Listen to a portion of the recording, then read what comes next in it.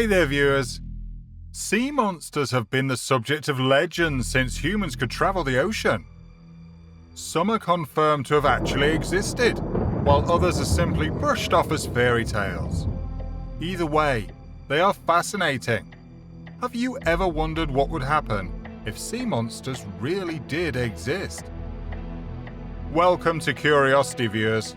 Today we're going to take a look at a few mythical sea creatures and see what they actually are. The Kraken. In 350 BC, Aristotle introduced the world to the huge squid known as toothless. Giant squids, on the other hand, have been spotted all across the world's oceans, and they're quite prevalent in the waters off Norway and Greenland. The name Kraken is derived from the Norwegian word krake, which means fabulous sea monsters. The Hafguffa, the hugest monster in the water, is described in late 14th century Icelandic literature and sounds like a giant squid. People have described the Kraken as a monstrous fish with long pointed horns, large red eyes, and hair like goose feathers, thick and long, like a beard hanging down. One of these sea monsters will easily drown many huge ships equipped with numerous powerful mariners. Carolus Linnaeus categorized the Kraken as a cephalopod, with the scientific name Microcosmus marinus in his first edition of Systema Naturae in 1735. The Kraken is described as a singular creature inhabiting the seas of Norway in Linnaeus's 1746 publication Fauna Suecica, though it was omitted from later versions of Systema. He does, however, state that he has never personally seen the animal. The Kraken took on a real biological form as the enormous squid Architeuthis in the mid-1800s, transitioning from myth to science.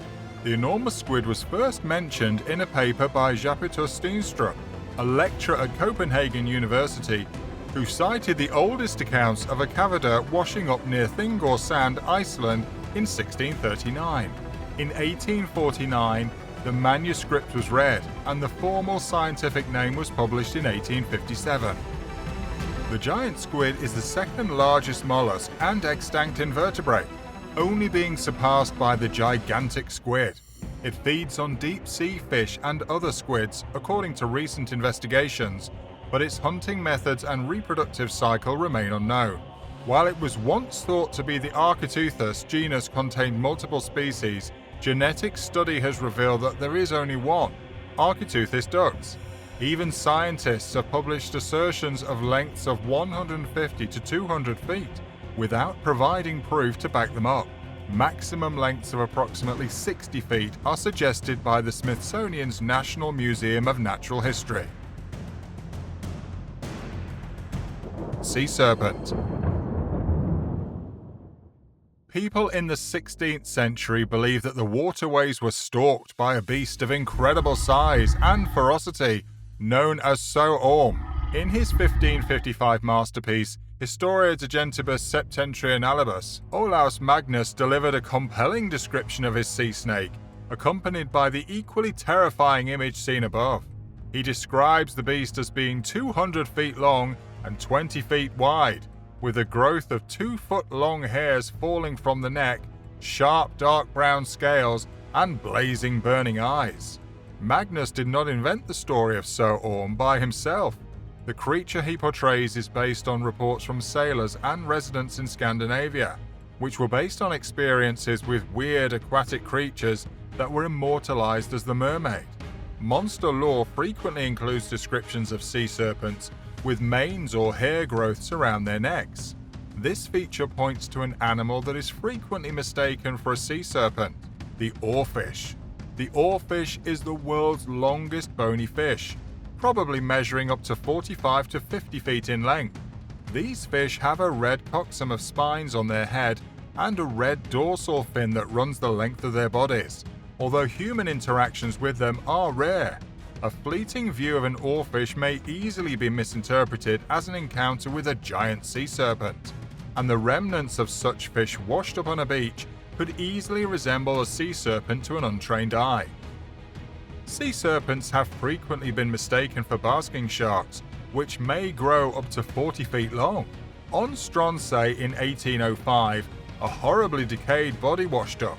The carcass was identified as the same species mentioned in reports of sea serpents during a meeting of the Wernerian Natural History Society in Edinburgh, and it was given the name Halcydrus, seawater snake. The monster turned out to be a basking shark, not a monster, after further examination of the skin and cartilage. These delicate giants eat zooplankton, tiny fish, and invertebrates, and are passive feeders. One of the most well-known sea serpent stories lasted decades. From 1817 to 1819, a large number of witnesses, including fishermen, military personnel, and pedestrians, claimed to have seen a sea monster in the harbour of Gloucester, Massachusetts, that was at least 80 foot long and had a horse-like head. The Linnean Society of New England organised a special investigating committee to look into the possibilities of such a creature after receiving so many eyewitness claims. Hydra. The Hydra is a mythical beast with 9 heads, each of which regenerates if severed. Pretty terrifying, right? As part of his second labour, the Greek hero Hercules was tasked with killing a Hydra, which is shown as an octopus-like creature on a marble plaque in the Vatican. Conrad Gessner depicts the Hydra with suction cup-like patches on its body in his 1604 work Historia Animalium. Many researchers believe that Hydra is based on an octopus.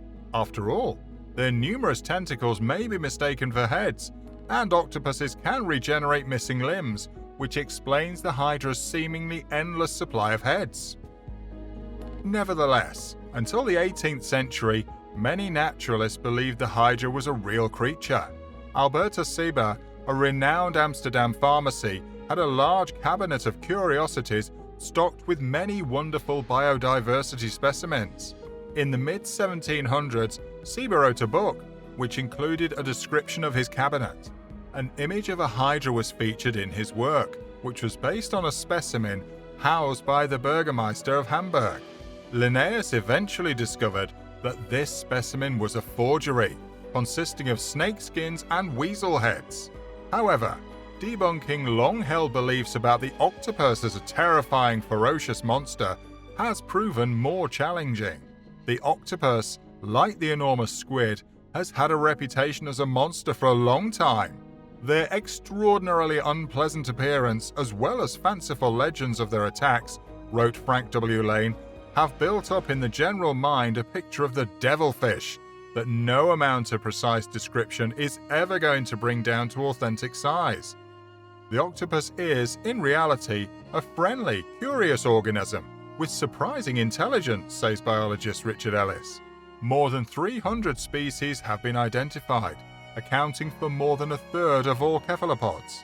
They're among the most intellectual invertebrates, with complex problem-solving abilities and the ability to use tools. In the case of the octopus, it's more of a monster myth that has been misunderstood.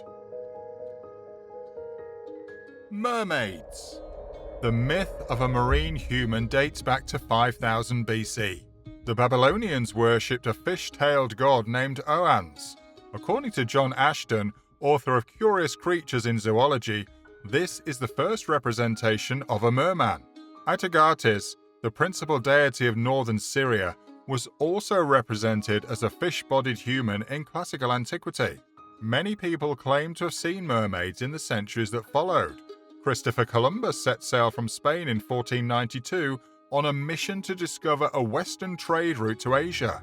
Instead, he discovered something far more enigmatic. Columbus observed 3 mermaids near the Dominican Republic on January 9, 1493. "They're not as beautiful as they are painted," he wrote, "since they have a man's face in some ways." Henry Hudson reported that some crew members saw a mermaid on an expedition to discover the Northwest Passage in 1608. She resembled a lady from the navel upward, with long black hair and a porpoise-like tail. Samuel Fallows, the official painter of the Dutch East India Company, added a seductive mermaid among the unusual biodiversity found surrounding the islands in his 1718 picture. In his book on the East Indies, Natural History of Amboina, Francois Valentin published a reproduction of Fallot's mermaid in 1727. He claims to have captured this creature resembling a siren off the coast of Borneo. Merpeople, on the other hand, were not always depicted in a sensual light. Whenever the monster has shown itself, folks have always been sure that a storm would follow, says the 17th century Norwegian text, which describes a tall beast with shoulders, but no hands, rising from the river. Bernard Heuvelmans specialized in cryptozoology, which is the study of how unknown species become monsters or how monsters are identified as known animals. The mystifying process can occasionally be taken to the point where its target is altered beyond recognition, he stated. Take, for example, the manatee. Because the manatee possesses pectoral mammae and a body that tapers to a fish-like tail, it has always been associated with the fascinating mermaid, despite its, to our view, horrible visage, on both sides of the Atlantic. The three mermaids, or sirens, that Columbus sighted in 1493 were almost certainly manatees. Many explorers after him came to the conclusion that these aquatic creatures were real mermaids. Throughout history, sightings of dugongs, a member of the manatee family, have been linked to mermaids. Sirenia is the name given to the order that includes manatees and dugongs. The world is full of crazy mysteries. Would you like to learn more? Let's keep the conversation going with a couple more curiosity videos, shall we? Check out What Would Happen If Bees Went Extinct? Or how about the 10 strangest things in space that will scare you? Go ahead, click one, or better yet, watch both, and learn more about the mysteries of our universe. Is there a sea monster we missed that we should have talked about? Let us know in the comments below.